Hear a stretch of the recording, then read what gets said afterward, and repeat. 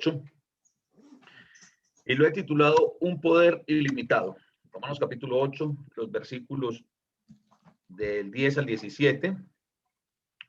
Acompáñenme por favor en sus Biblias. Lo voy a leer de la Reina Valera de 1960. Dice: pero si Cristo está en vosotros, el cuerpo en verdad está muerto a causa del pecado, mas el espíritu vive a causa de la justicia. Y si el espíritu de aquel que levantó de los muertos a Jesús mora en vosotros, el que levantó de los muertos a Cristo Jesús vivificará también vuestros cuerpos mortales por su espíritu que mora en vosotros. Así que, hermanos, deudores somos, no a la carne, para que vivamos conforme a la carne. Porque si vivís conforme a la carne, moriréis. Mas si por el espíritu hacéis morir las obras de la carne, viviréis. Porque todos los que son guiados por el Espíritu de Dios, estos son hijos de Dios. Pues no habéis recibido el espíritu de esclavitud para estar otra vez en temor, sino que habéis recibido el espíritu de adopción, por el cual clamamos, Abba, Padre. El Espíritu mismo da testimonio a nuestro espíritu de que somos hijos de Dios. Y hijos también herederos, herederos de Dios y coherederos con Cristo. Si es que padecemos juntamente con Él, para que juntamente con Él seamos glorificados. Entonces, hermanos, nosotros debemos entender que tenemos un poder ilimitado obrando en nosotros. ¿Por qué razón tenemos un poder ilimitado obrando en nosotros? Amo cuando esto funciona así de bien. Porque el Espíritu Santo es todopoderoso. ¿Sí? Es la esencia de Entonces, Dios. ¿cómo, Elizabeth? Es la esencia de Dios en nosotros. Entonces tenemos aquí obras de Jesús que demostraron su poder. ¿Alguno de ustedes tiene dudas de que Jesús haya sido poderoso? No. ¿Alguien tiene una duda de que Jesús haya sido poderoso? No. No, hermano. No, ¿verdad? ¿Y qué tan poderoso era Jesús? Todopoderoso. Todopoderoso. Era Dios. Pues vamos a mirar entonces algunas cosas que hizo Jesús que demostraron su poder.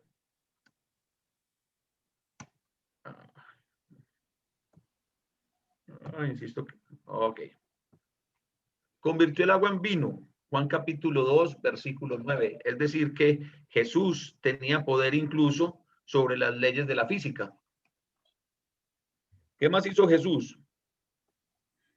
Sanaba a los enfermos, hermano. Ok. Miren esta imagen. Sacaba demonios.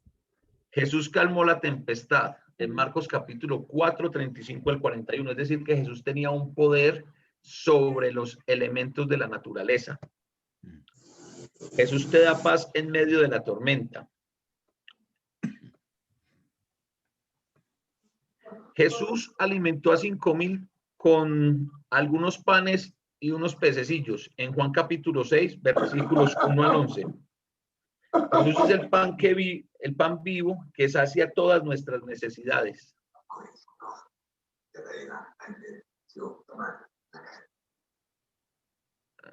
¿Quién tiene por acá el micrófono abierto? Un segundito, por favor. Miro.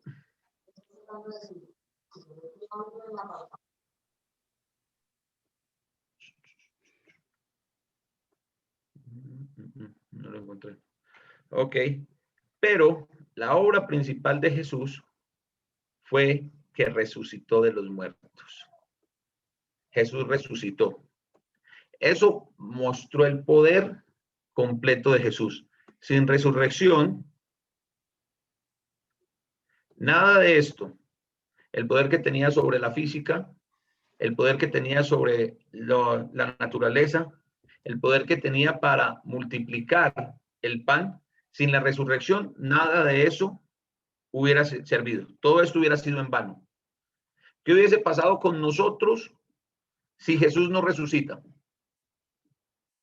¿Qué piensan ustedes? ¿De qué hubiera servido que hubiera resucitado a Lázaro, que hubiera resucitado a la hija de la viuda, que hubiera alimentado a los 5,000, que hubiera sanado cantidad de enfermos, si Jesús no resucita? Vana sería nuestra fe, hermano. Aún estuviéramos en nuestros pecados y delitos. ahí estuviéramos. No tuviéramos esperanza, no tuviéramos absolutamente nada, ¿verdad? Pero miren lo que dice la Biblia. Hay un poder transformador en la persona de Jesús. Y vamos a ver algunos ejemplos de personas que fueron transformadas. El primero que traigo acá es a Pedro el apóstol. Yo quiero que ustedes me cuenten un poquitico de Pedro el apóstol. ¿Qué piensan ustedes del apóstol Pedro? No todos al tiempo. Un hombre impulsivo. Era un hombre impulsivo, medio impulsivo, Era mal geniado, mal geniado, era muy, o sea, tenía un temperamento muy fuerte. No muy culto. no muy culto. ¿Qué más?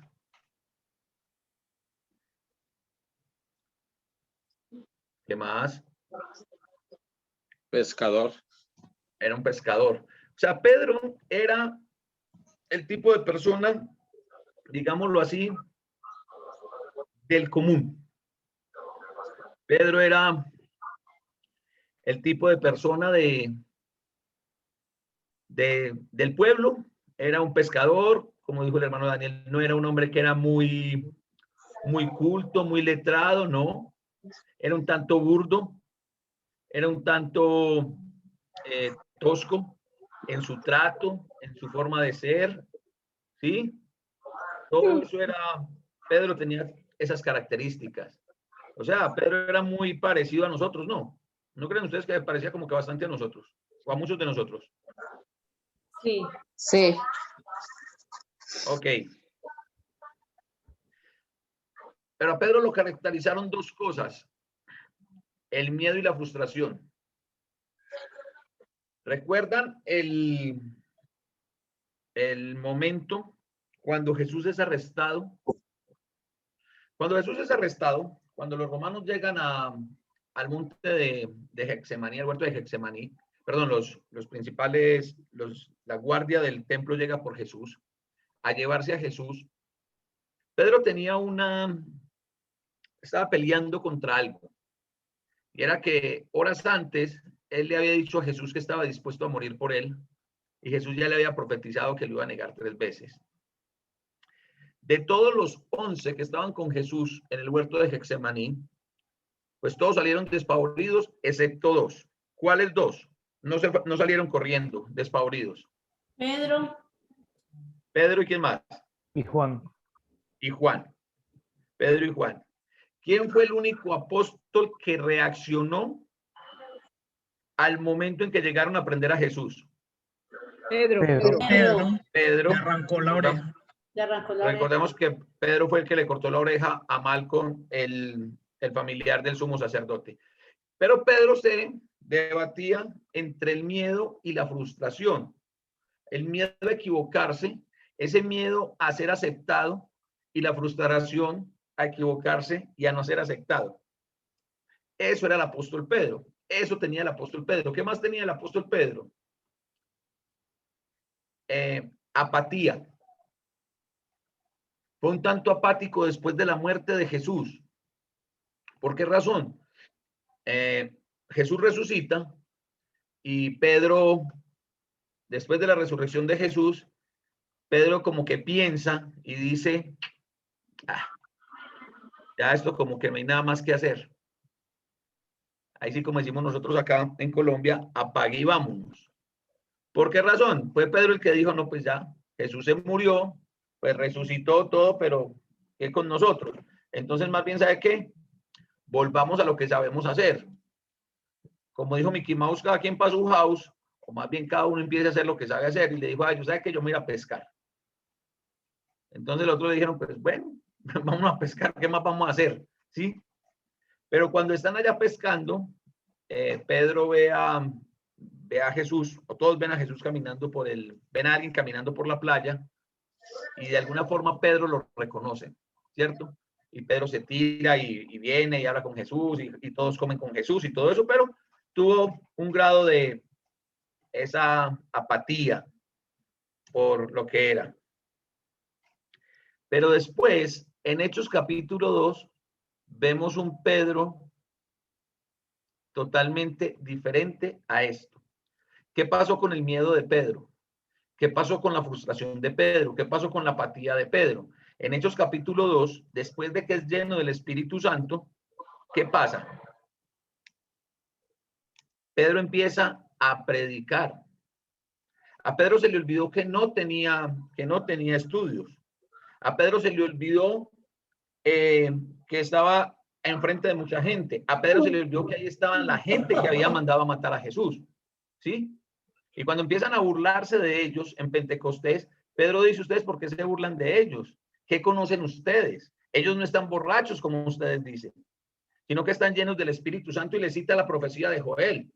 Bomba, que eso fue una cachetada, eso fue un golpe, una bofetada para los eruditos de ese momento. ¿No lo creen ustedes? Un pescador les está diciendo: hey, miren el cumplimiento de la profecía de Joel, capítulo 2. Y empieza Pedro a predicar, y por la predicación de Pedro y los otros 11, pues comienza el movimiento que más adelante se va a llamar cristiano. Entonces, ¿esto qué lo logra? ¿Qué logra esto?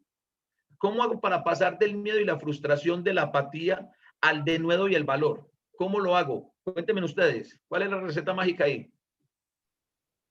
Pues Pedro estaba lleno del Espíritu Santo ya, entonces ya tenía ese valor, esa fuerza, esa valentía, mejor dicho, ya estaba lleno, ya no le daba temor. Ok, muy bien. Daniel, ¿me puedes recordar una pregunta que les hice las dos, tal vez las últimas 3 clases? No estoy seguro que las últimas 2 sí le hice la pregunta. Una que tiene que ver con tiempo. ¿La recuerdas, Daniel? No. Una pregunta que hice sobre la que debatimos mucho. ¿Alguien que le ayude? ¿Alguno que nos recuerde? ¿Cuánto tiempo tiene que pasar entre recibir el Espíritu Santo y empezar a ejecutar un cambio? Que se muestra el cambio. Inmediato. Sí. Hoy sí es al instante, pero la semana pasada no me estaban diciendo eso. No, porque ahora como tú lo dijiste, ahora Ya seguimos aprendimos eso. más. Ya aprendimos. Ya aprendimos.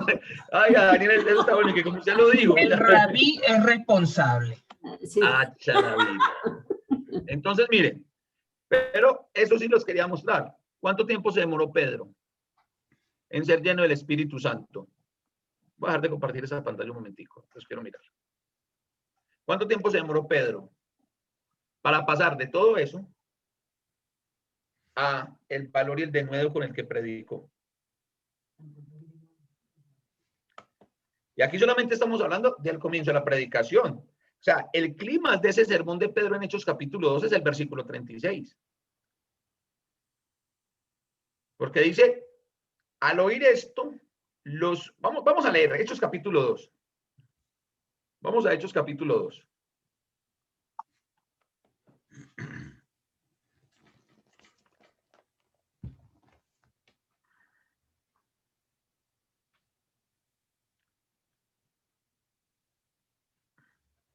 Versículo 32.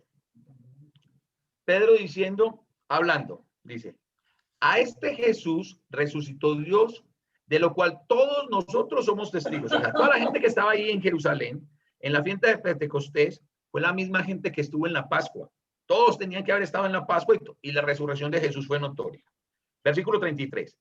Así que, exaltado por la diestra de Dios y habiendo recibido del Padre la promesa del Espíritu Santo, ha derramado esto que vosotros veis hoy.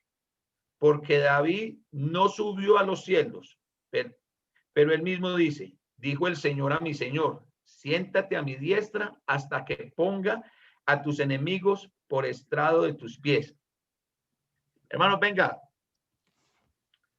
Pedro les dio una cátedra del Antiguo Testamento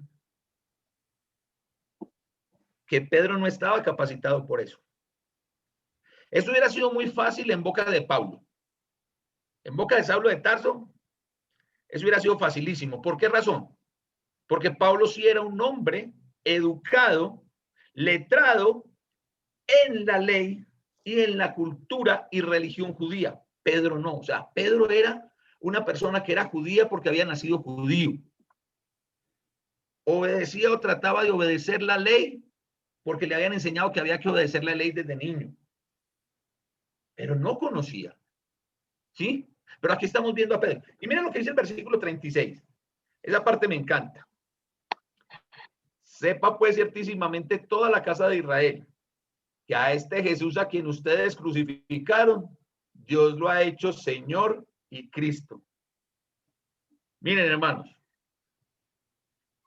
conozco en la historia de la humanidad dos personas que tuvieron el coraje y la valentía de acusar a los judíos de haber matado a Jesús. Uno fue Pedro en el primer siglo, porque ahí les está diciendo, ese Jesús al que ustedes crucificaron. ¿Y a quién estaba hablando? A los judíos. ¿Y saben cuál fue el otro? Mel Gibson en el 2004 con su película La Pasión de Cristo.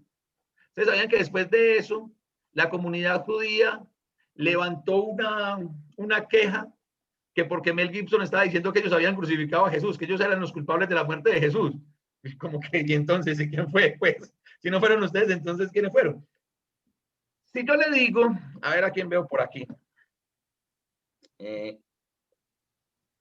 Hermana Daisy, ¿usted está por acá? Daisy Castillo. Sí. Hermana Daisy, ok. Hermana Daisy, si yo le digo a usted que crucificaron al Cristo, usted, ¿de qué nacionalidad es usted? El Salvador. Es salvadoreña, ¿sí? Entonces, hágase una idea. Haga un ladito lo que usted conoce de la historia de la iglesia y lo que usted ha aprendido en la iglesia. Si yo le digo a usted, hermana Daisy, crucificaron al Cristo, ¿eso qué significa para usted como salvadoreña? Para mí significa que a él lo crucificaron, pero que tras que él lo crucificaron fue por una razón y él luego iba a resucitar y luego vamos a tener la salvación. No, le dije que hiciera a un lado lo que conocía de la Biblia, de la historia. A ver, Melvin, ¿usted de dónde es? Prende el micrófono, mano. De Honduras, bello. ¿Dónde queda? Yo conocí a Honduras, eso de Honduras bello no sé dónde queda. Ok, hermano. Si usted como hondureño le digo, crucificaron a Cristo, crucificaron al Cristo, ¿eso qué significa para uno? No para usted, como conocedor de la Biblia. Si yo voy a Honduras mañana y digo eso, es que crucificaron al Cristo, a la gente de Honduras, ¿qué me va a decir con eso? Pues si no son creyentes, pues le van a decir, pues nosotros no sabemos. O sea, a ver, hermano Alejandro, a usted como colombiano, si le dicen, hey, crucificaron al Cristo. ¿Quién es ese? ¿Qué tenemos nosotros que ver con eso? Sí, Aquí inmediatamente van a decir que fue culpa del Álvaro Uribe Vélez. Aquí eso fue culpa de Uribe. O sea, al punto que voy acá, hermanos, es que el versículo 36 para nosotros como no judíos no dice absolutamente nada. Porque el único pueblo que esperaba un Cristo o un Mesías era el pueblo judío. Para ellos tenía esa importancia. Para los no judíos, como, ¿sí? Sí, yo digo que crucificaron a uno al medio, pero estaba en medio de otros dos. Aparte, los romanos tienen la costumbre de crucificar gente y cada ratico crucifican judíos. Entonces, pues, ¿qué es esto especial? Uno más del montón. No más. Uno más.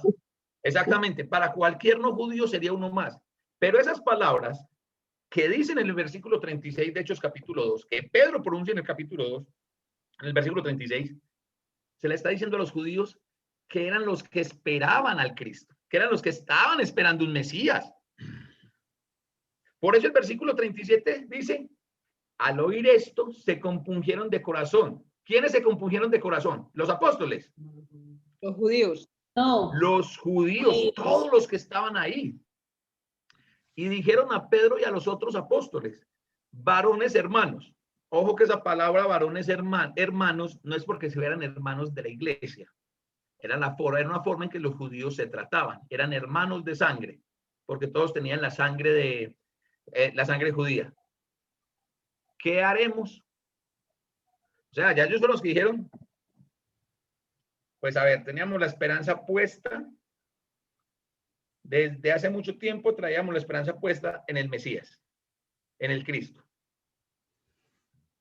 Ahora este man lleno del Espíritu Santo, en el cumplimiento de la profecía del Antiguo Testamento, viene y nos da una cátedra de Antiguo Testamento, mira, más linda, y concluye que nosotros matamos el Cristo. ¿Qué esperanza tenemos? Por eso fue que se compungieron, se entristecieron en su corazón y dijeron, ¿qué haremos? ¿Saben qué hubiera dicho Roberto Gómez Bolaño? ¿Y ahora quién podrá defendernos? Eso fue lo que dijeron más o menos los judíos. Versículo 38, que es un versículo súper conocido. Pedro les dijo, arrepentíos y bautícese cada uno de vosotros en el nombre de Jesucristo para el perdón de los pecados y recibir el don del Espíritu Santo. Miren, hermanos, el poder transformador que tiene el Espíritu Santo. Que agarró a un hombre del pueblo, del común. Pedro era tan común y tan corriente como podemos ser usted o yo, hermanos. Tan burdo como muchos de nosotros pudiéramos ser, tan iletrados como muchos de nosotros pudiéramos ser. Y lo puso ¿a qué? A confrontar con las escrituras a los maestros de las escrituras, a los rabinos. ¿Y qué pasó con el miedo de Pedro? A mí me encantan los primeros capítulos de Hechos porque me fascina ver esa transformación de Pedro.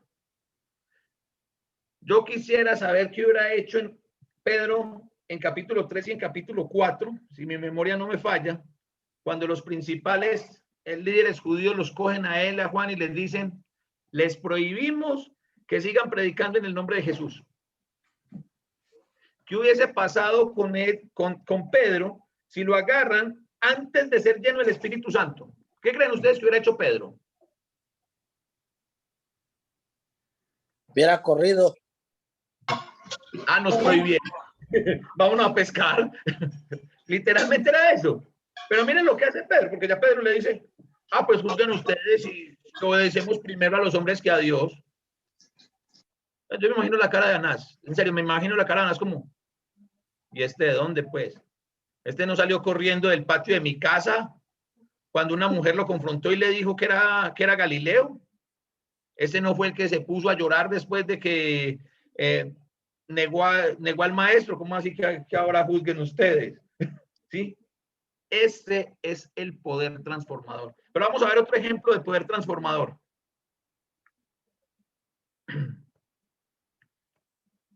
Juan el apóstol. ¿Qué piensan ustedes de Juan el apóstol? Tranquilo, pacífico. Ay, venga, ¿alguien me puede decir, la persona que dijo tranquilo, pacífico, me puede decir el nombre? Yo, Elizabeth. Usted, Elizabeth. Muy bien. Ok, vamos a ver. ¿Quiénes están de acuerdo con Elizabeth? No, esto aguanta la votación. El apóstol Juan era tan impulsivo como Pedro, hermano. Era también de mucho arranque. Hijo de trueno. Hijo del trueno. Sí, señor, vea. El apóstol Juan, Elizabeth, antes de ser conocido como el apóstol del amor, era como el hijo del trueno. ¿Y por qué fue conocido como el hijo del trueno? Porque él y su hermano le pidieron a Jesús le dijeron a Jesús de que por qué no lanzan relámpagos, creo que era, contra una población que no les estaba haciendo caso a ellos. Okay. Lo que Juan y Andrés, su hermano, querían era samaritanos rostizados. Ahí era un ¿Cierto? rayo. En cierto momento, no, ni siquiera rayos, o sea, literalmente. Era fuego, el texto dice- fuego. Exactamente. Fuego como en Sodoma. Que le dicen, Señor, ¿quieres que oremos al Padre? Yo me imagino, o sea, a veces no todo hermanos, a veces no todo en la Biblia es, si uno se pone a mirar como las escenas y todo, le motiva un poquitico de imaginación. Juan llega y le dice a Jesús, después de que los samaritanos lo rechazan, Señor, ven, ¿quieres que oremos al Padre y que descienda fuego sobre estos samaritanos? O sea, como, a ver, ¿ustedes creen que Jesús no tenía, pues, Jesús hubiera querido hacer eso y simplemente dice que les caiga fuego y ¡pum! Les cae fuego? Pero me gusta ahí, Juan, ahí, Señor, ¿quieres que oremos al Padre para que les mande fuego por inconversos? Ese era Juan, el hijo del trueno. Pero después se convirtió en el apóstol del amor. Un mandamiento nuevo os doy, que os améis los unos a los otros. En esto conoceréis que son hijos de Dios y tuvieres amor los unos por los otros. La primera de Juan habla del amor en todas sus dimensiones. Y aquí tenemos otro ejemplo del poder transformador del Espíritu Santo. Saulo fue perseguidor. Pablo, misionero y apóstol. Entonces, hermanos, ¿qué pasa? La pregunta para nosotros es, ¿yo estoy listo para mi transformación?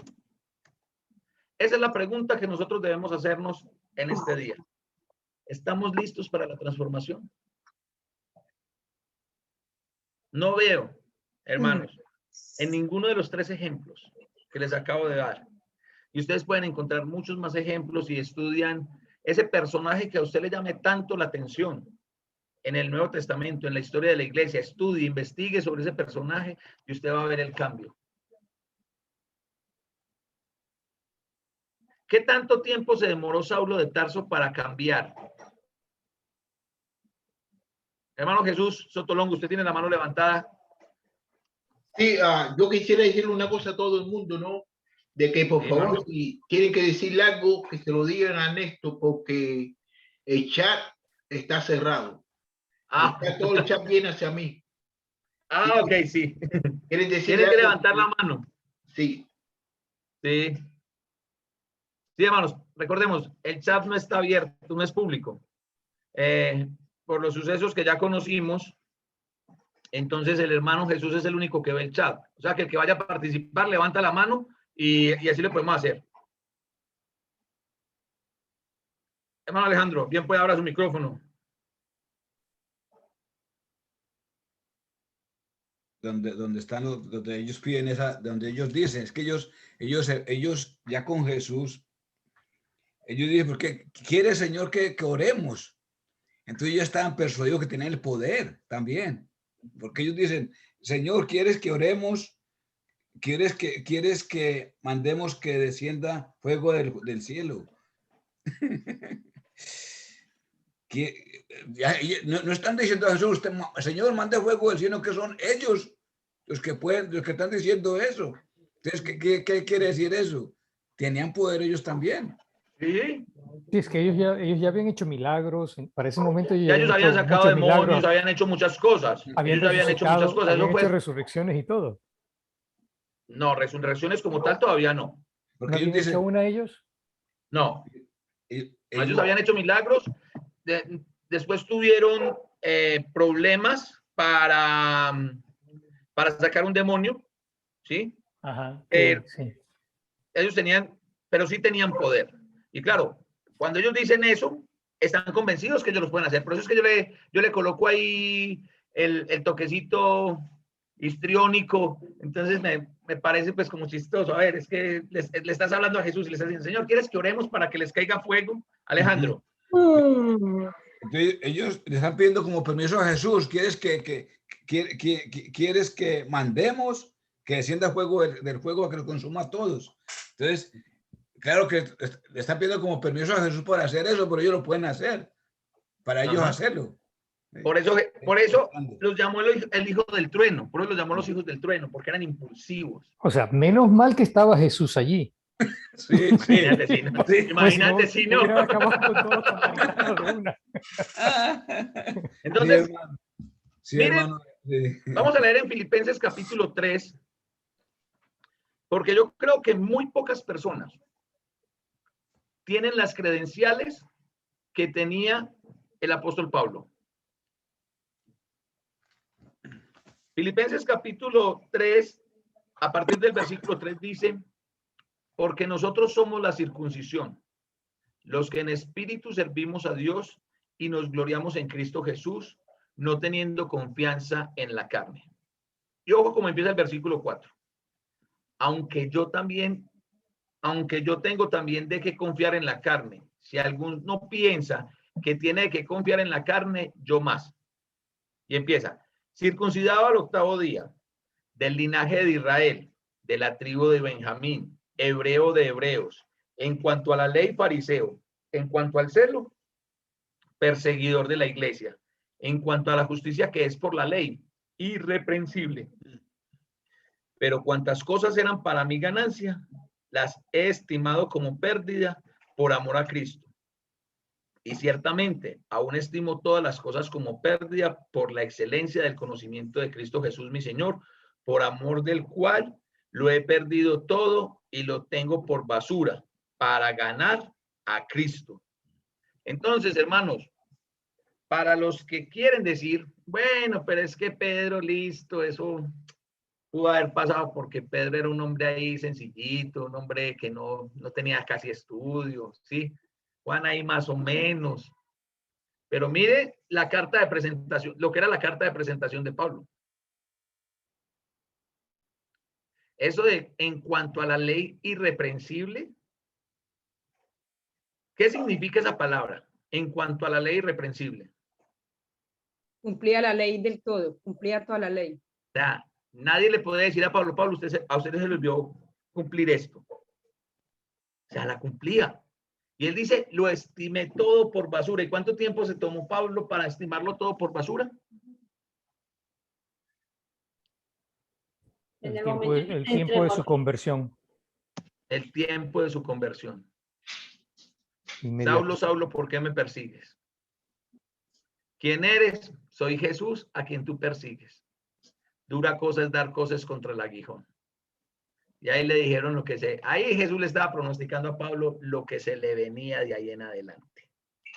Algo duro. Y sí. Pero eso algo duro, todo lo que Pablo vivió, vemos la obra del Espíritu Santo entonces con demasiado poder. Pero es poder para los dos lados. Es poder para darme el valor que le dio a Pedro, que le dio a Juan, para enfrentar a los líderes judíos, pero es el poder también que le dio a Pablo para soportar todo lo que Pablo tuvo que soportar.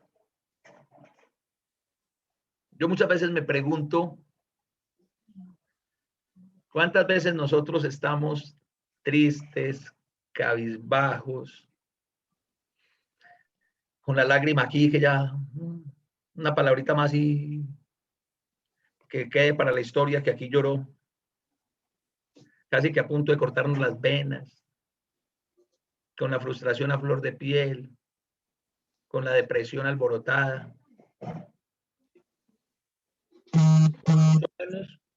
De lo que el apóstol Pablo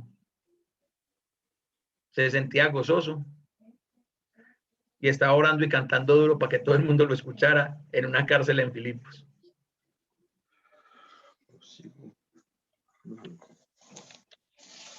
¿Ustedes alguna vez han detallado la historia del naufragio, del último naufragio de Pablo, cuando Pablo va para Roma, ahí finalizando el libro de los Hechos? No. ¿Ustedes se imaginan la tormenta que hubo? Para tener que votar todo. Tuvieron que votar todo. Y Pablo, es más, hasta se iban a echar al mar.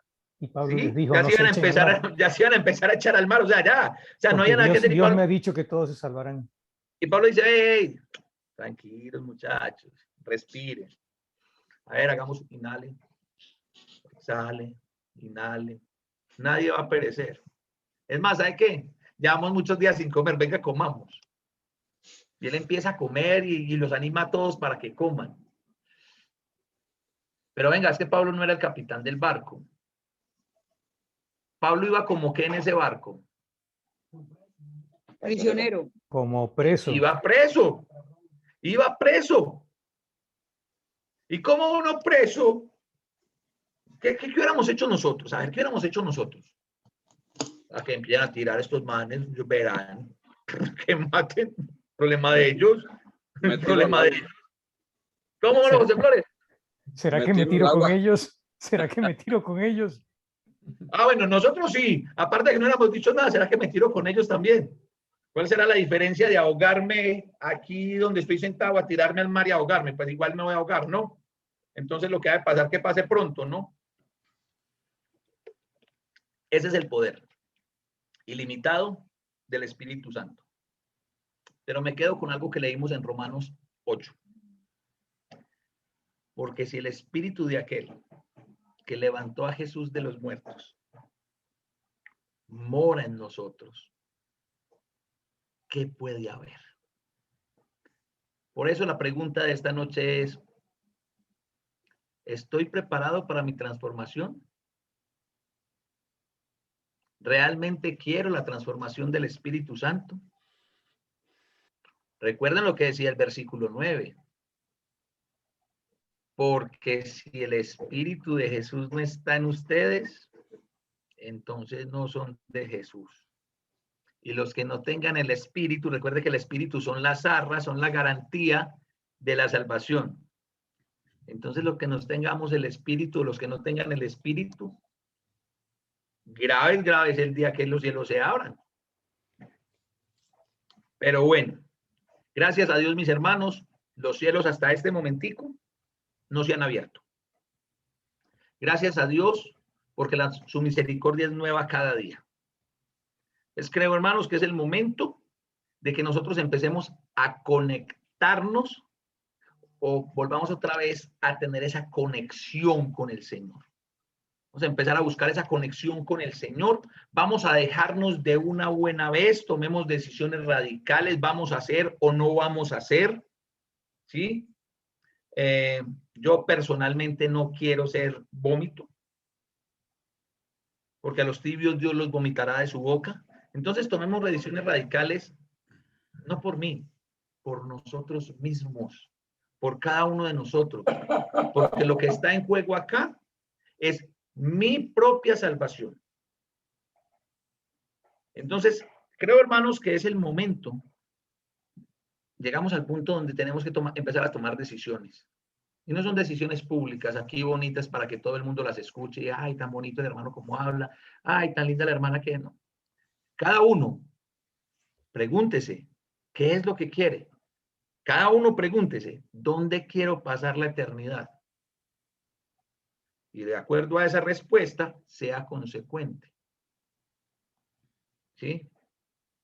¿Alguna vez escuché decir a alguien, todos quieren ir al cielo, pero nadie está dispuesto a morir? Y es porque todos queremos hacer algo, queremos llegar a una meta X, pero no estamos dispuestos a pagar el precio. Mis hermanos, aquí hay que pagar el precio. Pero les voy a decir una cosa. No es acá. No es acá solamente. No es en la iglesia donde hay que pagar el precio también. En el mundo también hay que pagar el precio. Sea cual sea el lugar que usted escoja para estar, en cualquiera de los dos tiene que pagar el precio. No, hermano, es que en el mundo no hay que pagar el precio. Sí, créame. Ayer se los decía, hermanos. Es más fácil ser cristiano que ser mundano. No conozco a nadie en el mundo que tenga paz. No conozco a nadie en el mundo que pueda estar tranquilo. Ellos están pagando el precio. Los que están pagando un precio muy alto y lo que van a pagar en la eternidad va a ser más alto todavía. Entonces nosotros podemos pagar el precio. La invitación es a que paguemos el precio de ser discípulos de Jesús. Seamos discípulos de Jesús. Mostremos a Jesús en nuestra vida. ¿Y cómo mostramos a Jesús en nuestra vida? Dejando que el Espíritu Santo nos transforme. Mis hermanos, muchísimas gracias. Dios me los bendiga por su atención, por conectarse. Espero que esto nos haya servido a todos. Si tienen alguna pregunta, si son fáciles las respondo yo. Si no, ya llegó Yamil también, entonces las podemos hacer a Yamil. Ah, sí, Yamil. Sí.